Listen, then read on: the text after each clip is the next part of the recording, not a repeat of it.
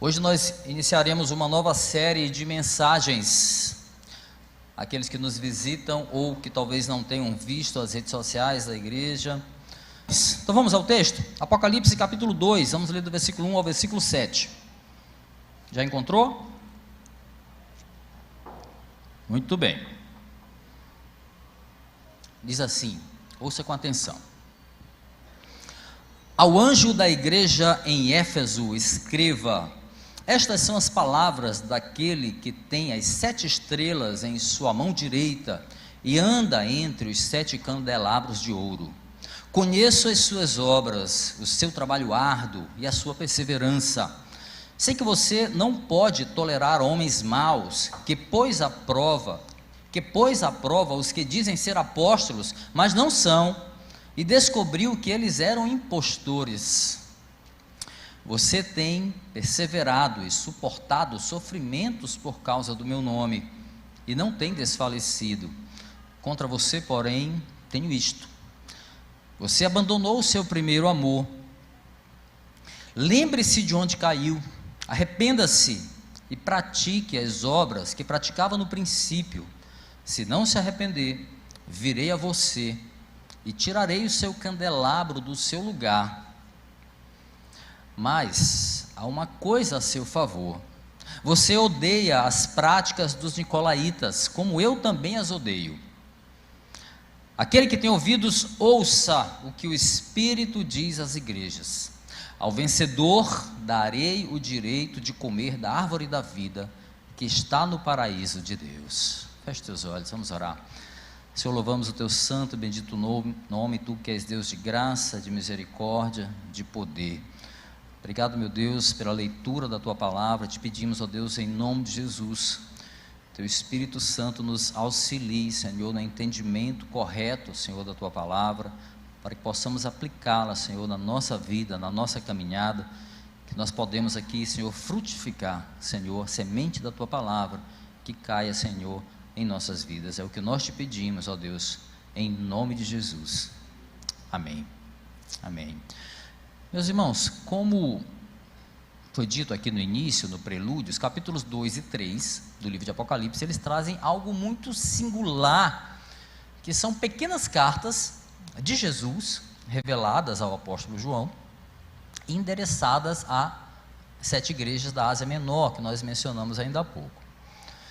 Agora você pode perguntar assim, mas por que Jesus enviaria cartas somente para aquelas igrejas ali? Porque aquelas 7 igrejas ali, aquele momento do evangelho, havia muito mais do que 7 igrejas, não só na Ásia, como em outras regiões, haviam muitas igrejas, mas Jesus decide escrever somente aquelas igrejas. O que será que elas têm de especial? Porque são só essas igrejas que fazem parte de uma mesma região? Muito bem, para responder essa pergunta, meus irmãos, nós devemos lembrar que o autor de Apocalipse é o apóstolo João. Logo faz todo sentido Jesus endereçar cartas a igrejas que ele tinha uma certa familiaridade, que ele conhecia muito bem. Estavam numa mesma região, interligadas à cidade de Éfeso, onde João foi pastor. Então João pastoreou, exerceu grande parte do seu ministério ali. Então fazia todo sentido ser, pelo menos, nomeadas essas igrejas que para ele fazia parte ali de uma mesma região. Agora, existem diferentes interpretações sobre o que essas 7 igrejas representam num contexto da própria história da igreja. É importante a gente esmiuçar essa questão, porque ela vai nortear também os demais sermões aqui dessa sequência no livro de Apocalipse, tá? Há quem entenda que cada uma das 7 igrejas representa uma fase distinta da história da igreja cristã ao longo dos anos.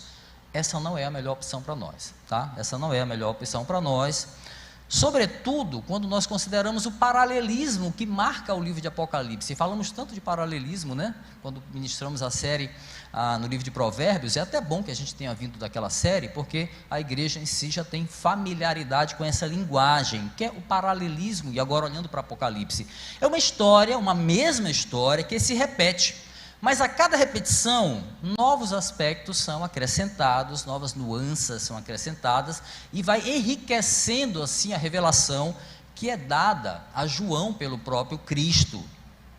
Então, essa ideia de que cada igreja representa um episódio da história da igreja, ela não parece muito apropriada, então a gente vai deixar de lado.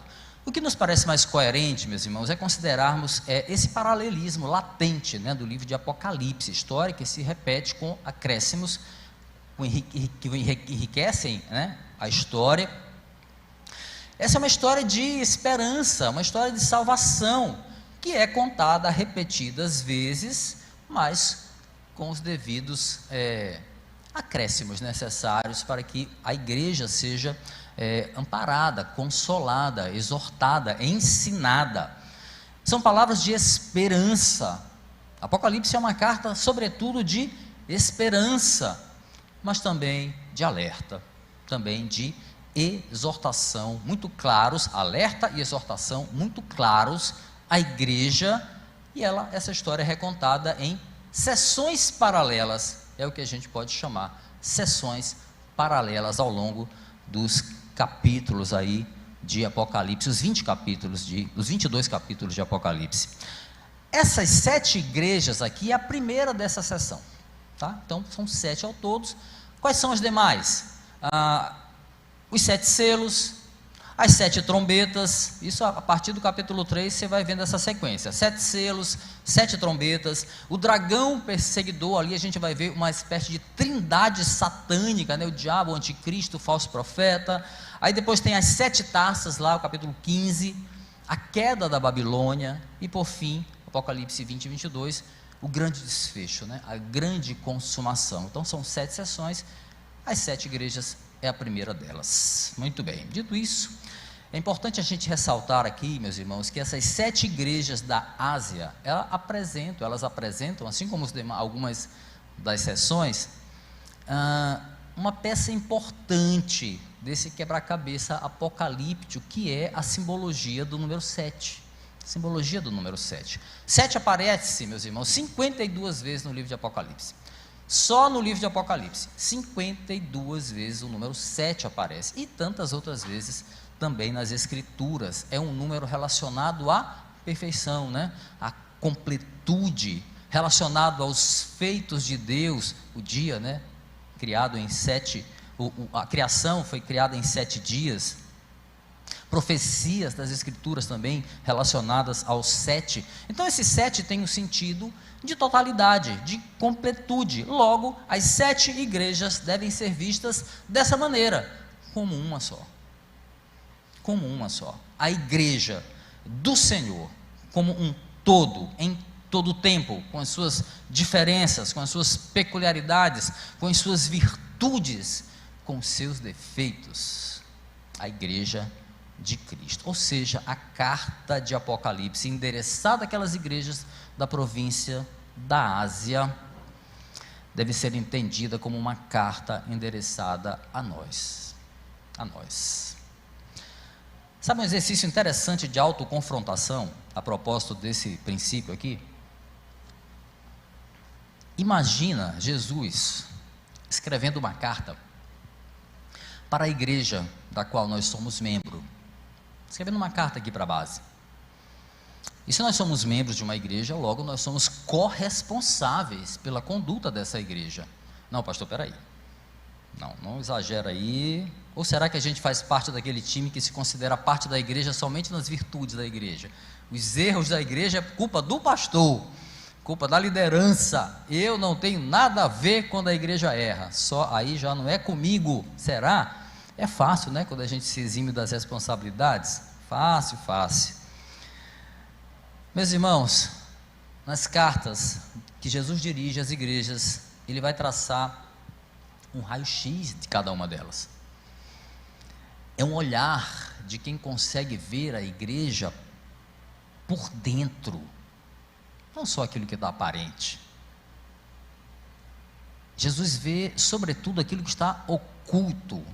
Esse poder só Deus tem, o de ver a igreja por dentro, sabe? Seu caráter, a sua verdadeira identidade. Só Deus. E aí a pergunta: que raio-x Jesus faria de nós, hein? Será que nós temos exercido o nosso chamado com honra? Será que nós temos honrado o evangelho que nós recebemos, que nos foi dado de graça para a salvação? Será que nós honramos esse evangelho no nosso raio-x feito pelo poderoso olhar do nosso Senhor? Será que nós estamos prontos para o grande encontro com o noivo, se ele voltasse agora? Agora. O tema do nosso sermão de hoje, meus queridos, até poderia valer para todos os demais, tá? Dessa série, mas a gente vai ficar com esse aqui, ó, uma carta de amor do noivo para a noiva. Porque quando se trata de uma carta de um noivo para uma noiva, evidentemente que ali terão palavras de amor, palavras de amor. Muito embora, em se tratando do livro de Apocalipse, algumas palavras de amor não sejam muito fáceis de ouvir, de digerir, mas são palavras de amor. Então vamos ao texto. O texto é a carta enviada à igreja de Éfeso, a primeira das 7 igrejas que receberão pequenas cartas dentro dessa grande carta de Apocalipse.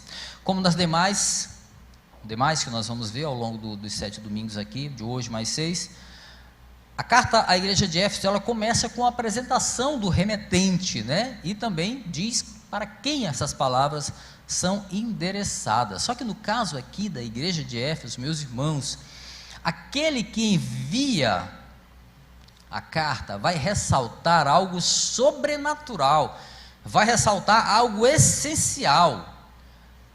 Aquele que envia a carta não está longe, ele está presente. O remetente está presente.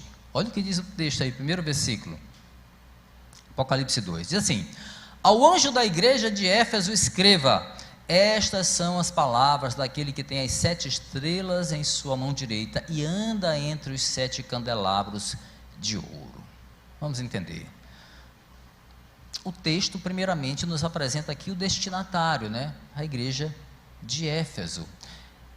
Mas aqui há uma controvérsia, porque ele vai citar que a carta é destinada ao anjo da igreja, né? A quem Jesus se reporta aqui. Mas quem seria esse anjo da igreja a quem Jesus se reporta? E esse destinatário vai se repetir, né? A cada uma das igrejas daqui para frente. Sobre o anjo da igreja, meus irmãos, vamos tentar falar rapidinho sobre isso. Há pelo menos 3 possibilidades aí mais conhecidas. Uma delas, e menos provável, é que este anjo aqui seja uma figura angelical, de fato um anjo, né? Como se em cada uma dessas igrejas tivesse um anjo, de fato, responsável por uma missão especial ali naquelas igrejas, levaram a mensagem para aquelas igrejas. Bom, em se tratando de Apocalipse, meus irmãos, que é um livro extremamente simbólico, é pouco provável que ali seja literalmente a figura de um anjo, né, nesse caso.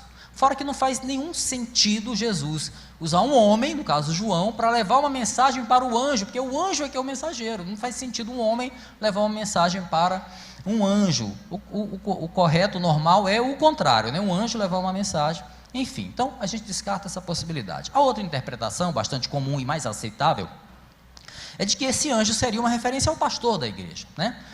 Daí o jargão que é muito utilizado de chamar o pastor de anjo da igreja. Eu não gosto de ser chamado assim, tá, meus irmãos?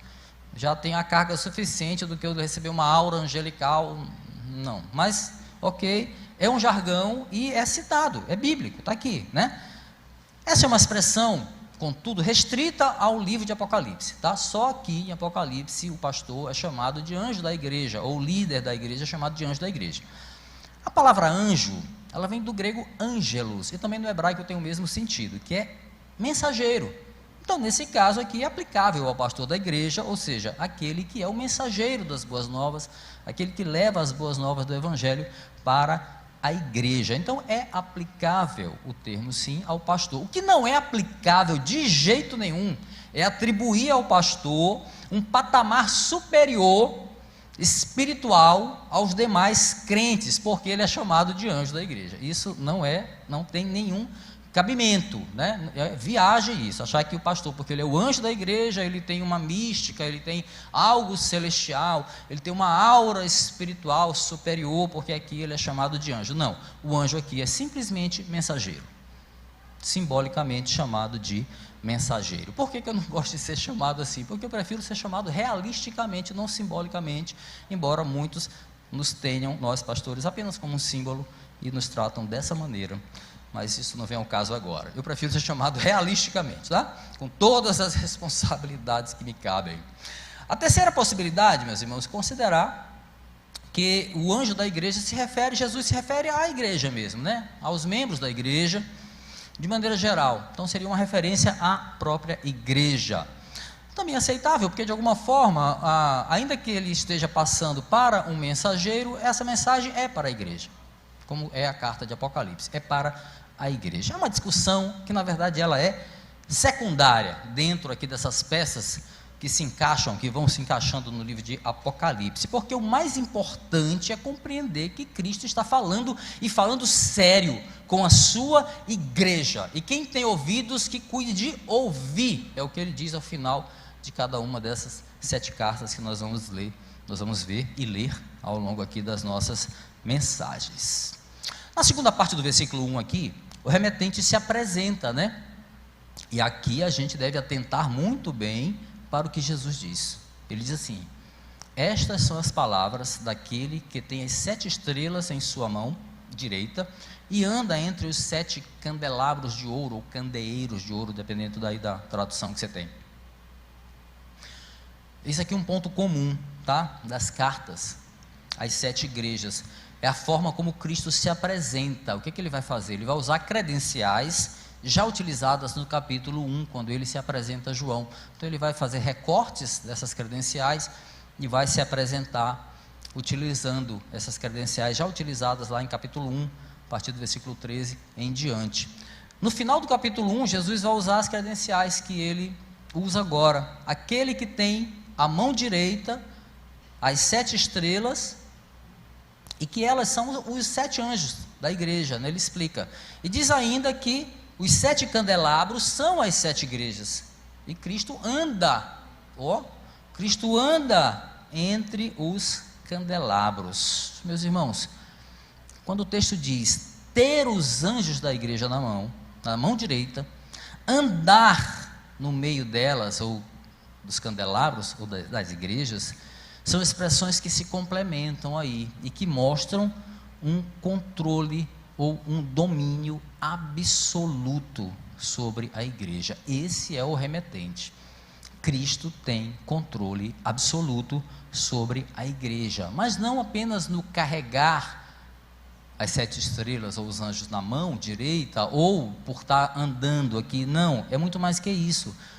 Não é só isso. Quando diz que Cristo passeia no meio da sua igreja, o sentido é de interação, o sentido é de relacionamento. O noivo interage com a noiva, ele cuida da sua noiva, ele sonda os corações dos membros da igreja, ele reina sobre a igreja. Esse versículo ele vai realçar, meus irmãos, uma verdade extraordinária. Extraordinária. Só em pensarmos nela com a devida atenção, nós já deveríamos nos sentir contritos e constrangidos. Jesus anda entre os candelabros de ouro. Isso quer dizer, Jesus anda no meio da igreja. Isso quer dizer que Ele está aqui. Ele está aqui. A presença do Senhor é real neste lugar. O problema é que a gente costuma às vezes distanciar Cristo do nosso meio, como se Ele estivesse ausente, e por isso Ele precisa voltar. Errado. Há um mistério maravilhoso aqui, meus irmãos. Aquele que está presente é o mesmo que vai voltar. Aleluia, aleluia. A volta se trata, evidentemente, de algo diferenciado, é um retorno triunfal, é o regresso para o resgate pleno da sua noiva, mas também a volta do juiz, porque o Salvador já veio. O remetente está, meus irmãos, e sempre esteve presente, porque Ele é fiel à sua palavra, e Ele diz: eu estarei sempre com vocês, até a consumação dos tempos. Mateus 28, 20. Ele é fiel à sua palavra, Cristo está aqui. Jesus jamais, meus irmãos, jamais se ausentou da igreja, Ele está aqui. A nossa fé, o nosso louvor, são dirigidos ao Cristo presente, que anda no meio da igreja, e Ele mesmo testemunha a atenção que nós damos à sua palavra, palavra esta que é direcionada para alertar, para ensinar, para consolar e para edificar a sua igreja. Ele mesmo é testemunha. Muitos de nós, infelizmente, estamos na igreja atentos a tantas coisas inúteis e deixamos de concentrar a nossa atenção no Cristo que está presente e na sua palavra. Infelizmente, atentamos para tantas coisas inúteis quando estamos na igreja. É consolador, meus irmãos. Apocalipse é uma carta de esperança. É consolador para a noiva saber disso, saber que o noivo está presente, que ele está tão perto, mas tão perto que ele está dentro, né? Está dentro da igreja, que ele interage com ela. Louvado seja o nome do Senhor. Ele interage com a igreja. E aí agora, na sequência, na carta de amor enviada à igreja de Éfeso, Cristo vai dedicar palavras de elogios à noiva. Olha só, o noivo destaca as virtudes da noiva. Versículos 2, 3 e versículo 6, diz assim: conheço as suas obras. Ele conhece. O seu trabalho árduo, a sua perseverança. Sei que você não pode tolerar homens maus, que pôs à prova os que se dizem ser apóstolos, mas não são. Até parece com algumas coisas que a gente vê por aí, né? E descobriu que eles eram impostores. Você tem perseverado e suportado sofrimentos por causa do meu nome, e não tem desfalecido. Versículo 6, mas há uma coisa a seu favor: você odeia as práticas dos nicolaítas, como também eu as odeio. Vamos entender mais na frente o que é isso. As cartas endereçadas aqui, meus irmãos, às igrejas, elas seguem um padrão, tá? E vai ficar bem fácil, a gente já explica hoje, já facilita a vida dos demais que pregarão os demais sermões. Ela segue um padrão. Jesus se apresenta como remetente, dá ali as suas credenciais. Depois ele começa traçando um breve perfil das igrejas, destacando algumas das suas qualidades, suas virtudes e tal. Depois ele vai fazer recomendações bem claras. E à exceção da igreja de Filadélfia, que é um caso à parte, ele adverte de forma muito severa para o arrependimento, para a correção. E por fim, Jesus vai trazer mensagens de esperança, de consolo aos que buscarem a correção, perseverarem no caminho, e a esses será dada uma promessa da parte do Senhor. Então, padrão ali nessas cartas. Conforme esse padrão comum das 7 cartas, as palavras dirigidas a Éfeso agora, elas começam com o perfil da igreja. Nós vimos aí, perfil da igreja, realçando aí as suas virtudes.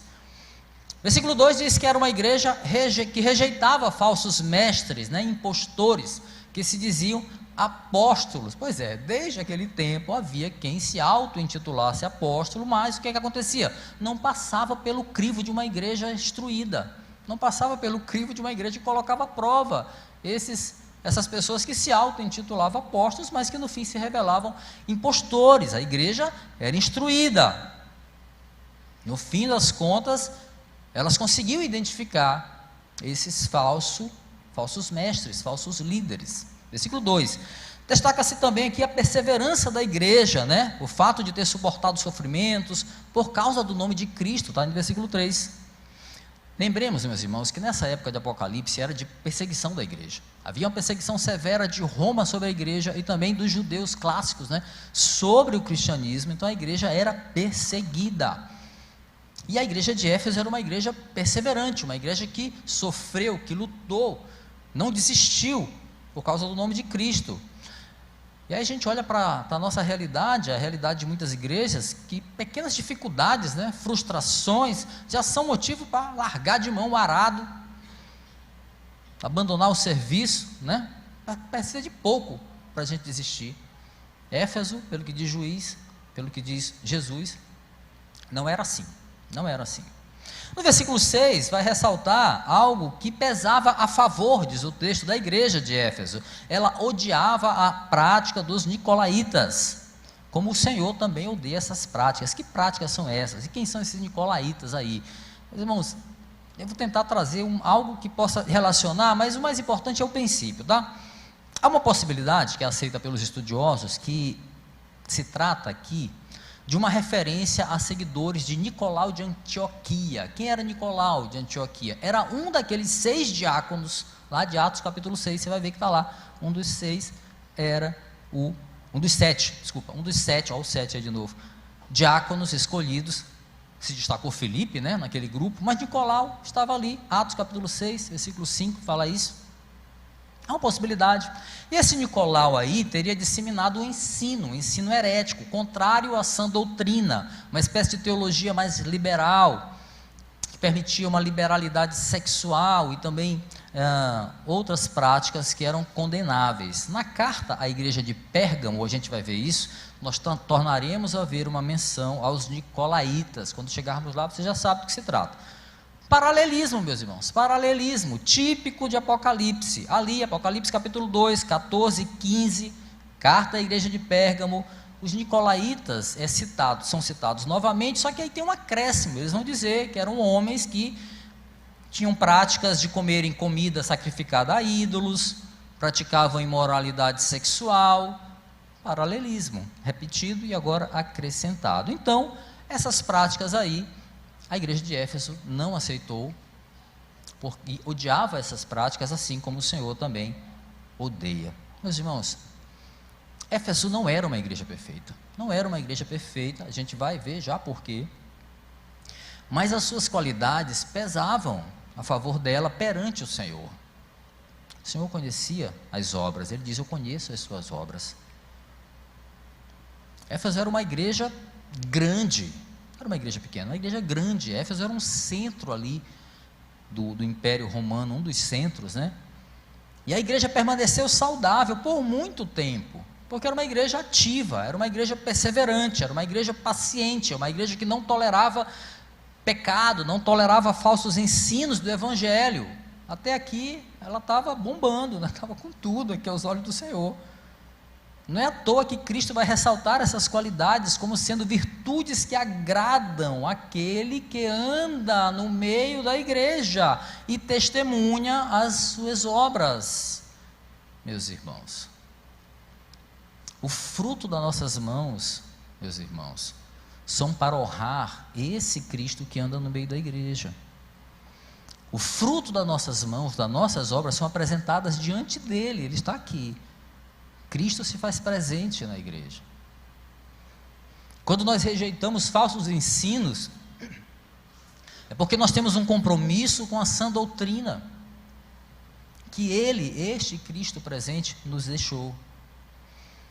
Quando nós perseveramos, quando não desistimos, quando não nos deixamos vencer pelas dificuldades, pelas frustrações, e logicamente quando negamos a nós mesmos, é porque Ele pagou o preço, é porque Ele nos deu o exemplo, é porque Ele nos ensinou o valor do sacrifício. Esse Cristo que está presente aqui. Quando não cedemos a ensinos que não condizem com as Escrituras, ainda que pareçam bons aos nossos olhos, não importa. Ou nós confiamos no que diz as Escrituras, ou não confiamos. Ainda que pareçam certo aos nossos olhos, é a palavra do Senhor que é o nosso guia. É o que nos diz as Escrituras, é nela que nós confiamos. É nela que nós confiamos. E fazemos isso para honrar aquele que está presente na igreja. Eu concordo com o reverendo Hernandes Dias Lopes, eu separei essa frase dele, quando ele diz o seguinte: as pessoas hoje buscam experiências e não verdades. Elas não querem pensar, elas querem sentir um arrepio, né? Elas não querem estudar a palavra, querem escutar testemunhos bombásticos, incríveis, eletrizantes. Elas não querem o evangelho da cruz, elas buscam o evangelho dos milagres. Elas não querem Deus, elas querem as bênçãos de Deus. Que nunca, meus irmãos, nós venhamos a cair no engano que desvia tantas comunidades do evangelho da cruz. Nunca venhamos a cometer esse erro. Mas aí, apesar de todas essas virtudes aí, algo surpreendente acontece. Algo surpreendente acontece com aquela igreja que estava indo bem, que caminhou saudável por tanto tempo. Após destacar as qualidades daquela igreja, Cristo revela algo que estava oculto. Ele vai revelar algo que talvez nem a igreja percebesse. Aí ele faz um alerta contra o esfriamento espiritual. Olha o que diz o versículo 4: contra você, porém, eu tenho isso: você abandonou o seu primeiro amor. Éfeso, meus irmãos, foi o ponto de partida do evangelho para essas outras igrejas que vão ser citadas aqui na nossa série. A região toda da Ásia Menor, o ponto de partida do evangelho foi a cidade de Éfeso, a igreja de Éfeso. O apóstolo Paulo passou ali cerca de 3 anos instruindo aquela igreja. Ele escreveu uma carta quando estava preso em Roma, especificamente para aquela igreja, onde ele agradece a Deus pelo profundo amor que havia ali. Efésios capítulo 1, versículo 15 e 16, versículos 15 e 16, Paulo escreve assim: desde que ouvi falar da fé que vocês têm no Senhor Jesus e do amor que demonstram para com todos os santos, não deixo de dar graças por vocês, mencionando-os em minhas orações. Veja, o amor ao próximo ali, a Deus. O amor ao próximo, na verdade, era uma das marcas de que aqueles cristãos amavam a Deus. O próprio apóstolo João vai ensinar isso muito bem, né, nas suas cartas. O amor ao próximo era exatamente uma marca de que aqueles cristãos amavam a Deus. E isso foi ressaltado pelo apóstolo Paulo, que 3 anos passou ali, naquela cidade. Ali havia alicerce doutrinário, era robusto o alicerce doutrinário naquela igreja, que teve Timóteo também como pastor, enviado por Paulo.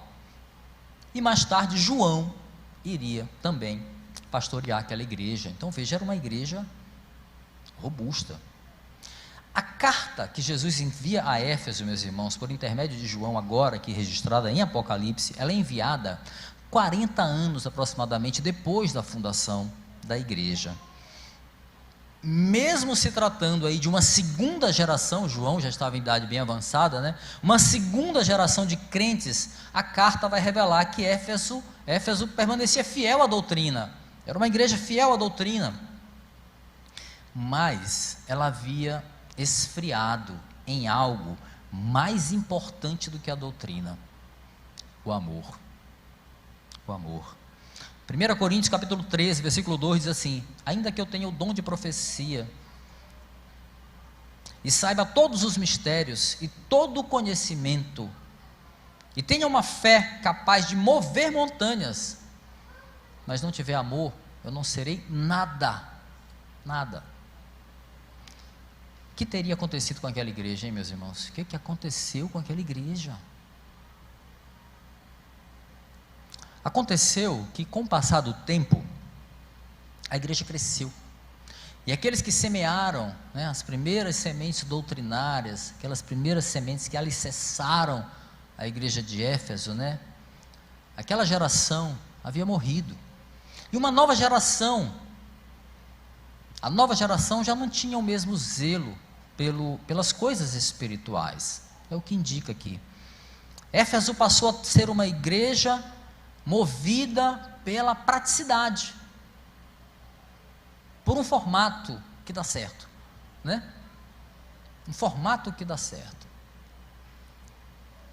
atrai pessoas, garante membros, é um padrão, né? É como se aos poucos a igreja fosse se tornando muito ocupada. Seus membros faziam muitas obras, muitos benefícios para si mesmo e também para a comunidade, mas já não havia o mesmo fervor, o mesmo cuidado que havia antes com o relacionamento uns com os outros, e muito menos não havia cuidado com o relacionamento que precisa haver com Deus. Com Deus. Em resumo, meus irmãos, podemos dizer que Éfeso era uma igreja que começou muito bem, cheia de amor, ressaltada por Paulo inclusive, mas com o passar dos anos algo aconteceu, algo que talvez nem a igreja mesmo se deu conta, mas Deus sim, mas Deus viu. Esse é o problema. Por que será que tantas igrejas começam com todo o gás, né? E com o tempo parece que vão esfriando. Eu não estou falando de quantidade, eu não estou falando de modelo, eu não estou falando de modelo de crescimento de igreja, eu não estou falando disso. Eu estou falando de relacionamento verdadeiro, espiritual com o Senhor. Disso que eu estou falando. Por que tantas igrejas começam tão bem e depois se perdem? Se perdem em si mesmas muitas vezes, no próprio sucesso. O problema de muitas igrejas e de muitos relacionamentos, meus irmãos, não está naquilo que as pessoas estão vendo. O problema está naquilo que só Deus vê, que só Deus vê. O Cristo que está presente, ele percebe a frieza, ele percebe o quanto a sua presença é ignorada. Você acha que não? Ele percebe. Talvez a igreja de Éfeso até soubesse da sua enfermidade ali, espiritual, mas enquanto as aparências encobrissem essa doença, estava tudo bem. Os cristãos iam levando a sua vida. Aos olhos da sociedade, a igreja parecia próspera, né? Ativa. Mas se uma enfermidade espiritual não é tratada, meus irmãos, ela só vai piorar. Éfeso era capaz, a gente vê o texto, era capaz de identificar falsos profetas, era capaz de identificar falsos ensinos, mas não conseguiam identificar um problema maior que estava dentro dela.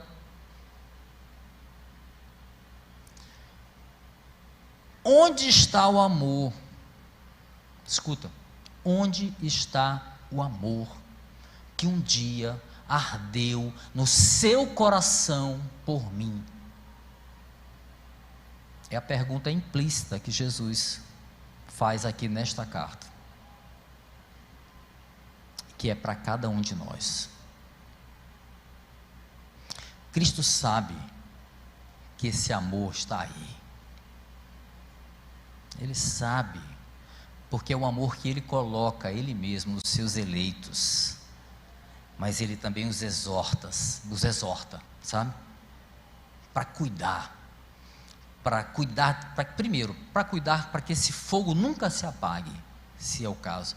Se o fogo está ardendo, o texto é: cuide para que nunca se apague esse amor. Está frio, trate de reacender o mais breve possível. Após o alerta que visa aí despertar a igreja para algo que ela talvez nem estivesse percebendo, ou estivesse tentando ignorar, ou fingir que não é consigo, mas não estava sendo ignorada por Cristo, obviamente, o Senhor vai finalizar a carta agora, né, com um chamado ao arrependimento e uma promessa. Olha o que diz versículos 5 e 7. Lembre-se de onde caiu, arrependa-se e pratique as obras que praticava no princípio. Se não se arrepender, virei a vocês e tirarei o seu candelabro do seu lugar. Aquele que tem ouvidos, ouça o que o Espírito diz às igrejas. Ao vencedor, darei o direito de comer da árvore da vida que está no paraíso de Deus. Tem jeito melhor de começar? De terminar, na verdade? Que maravilha, hein? Versículo 5, né? Cristo cobra claramente aqui uma correção, né? A correção da igreja. Lembre-se de onde você caiu. Arrependa-se e pratique as obras que praticava antes, do princípio, né? Então não se trata apenas de olhar para trás para identificar o ponto da queda, mas um resgate das práticas que se fazia antes. Não é para olhar para trás e dizer, poxa, como era bom naquele tempo, como eu fazia, como eu servia bem ao Senhor, como eu frutificava, Senhor, me arrependo de não fazer mais isso. Não é só isso, é para arrepender-se de não fazer mais isso e voltar a fazer. Pratique as obras que você fazia antes. Você sabe muito bem as obras que você fazia antes e não sabe mais, e não faz mais, não sabe? Sabe, eu sei, estou falando para mim, meus irmãos. Se está servindo para você, aleluia. É como ouvir o Senhor dizendo assim, ó, lembra de quando vocês davam frutos de amor em meu nome? Você lembra? Para aí para pensar, lembra? É como se o Senhor Jesus está dizendo isso, ó, lembra daqueles frutos de amor que você dava em meu nome? Resgate isso, resgate isso. Mas não mecanicamente, mas como fruto de um arrependimento sincero. Aí a gente liga com o texto, né? Resgate isso, mas como fruto de um arrependimento sincero. Aí o Senhor vai completar agora a advertência com uma palavra de juízo. Ele vai dizer assim, ó, se não se arrepender, virei a você e tirarei o seu candelabro do seu lugar. Estudiosos veem aqui, meus irmãos, uma referência à volta ao Senhor, à volta do Senhor, uma visitação aqui de juízo, né? Um candelabro ou um candeeiro, ele serve para quê? Serve para quê? Para iluminar, não é isso? Se não tem luz, para que serve? Para nada, para nada. Qual é a luz da igreja? O que é a luz da igreja? A igreja tem luz própria?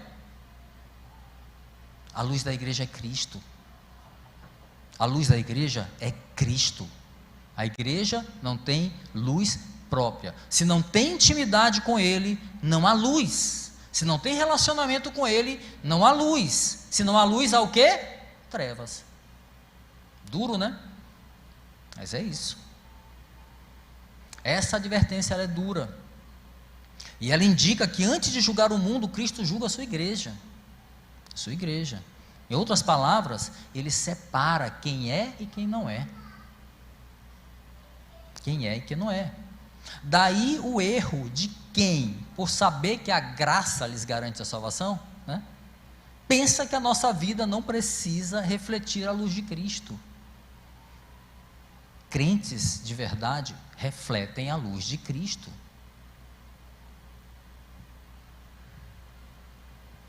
Quem acha que está na igreja, ou porque um dia confessou o nome de Cristo como Salvador, seja o mesmo que andar na luz, que esse texto aqui sirva de alerta, né? Contundente. Se não refletirmos a luz de Cristo, nós continuamos andando nas trevas.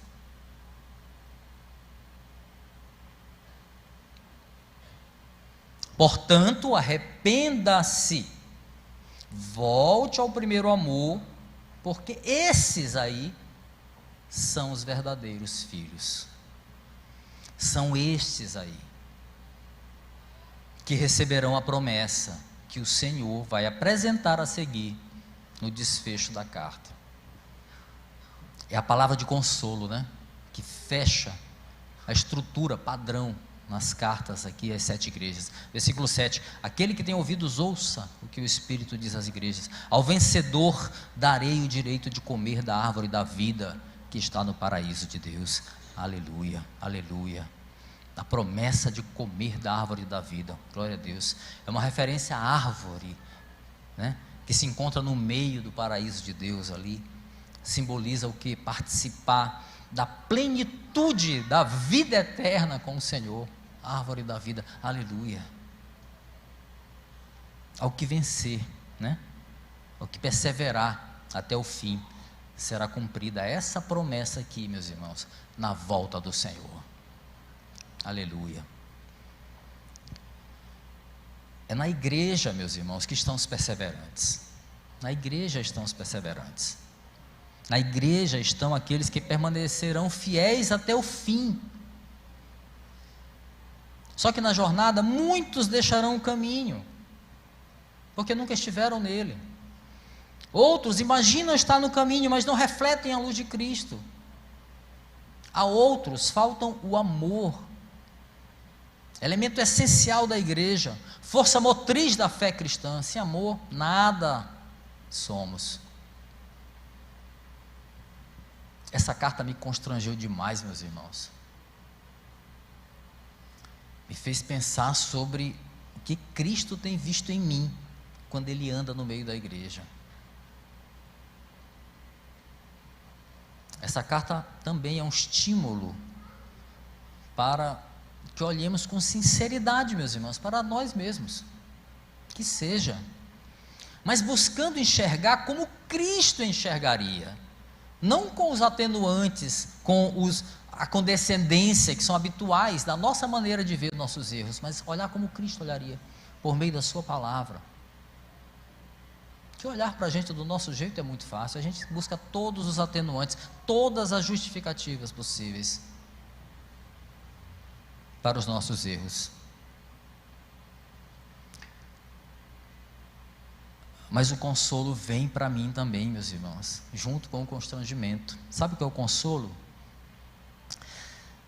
Ver que Jesus tem zelo pela sua igreja, que Jesus conhece a sua igreja, que Ele nos vê por dentro, e é por isso que Ele escreve essas palavras de amor, ainda que elas tragam peso, de exortação, né? Mas elas trazem um claro chamado ao arrependimento. Isso é amor de Deus para a sua igreja, para com a sua igreja. Aleluia. Meus irmãos,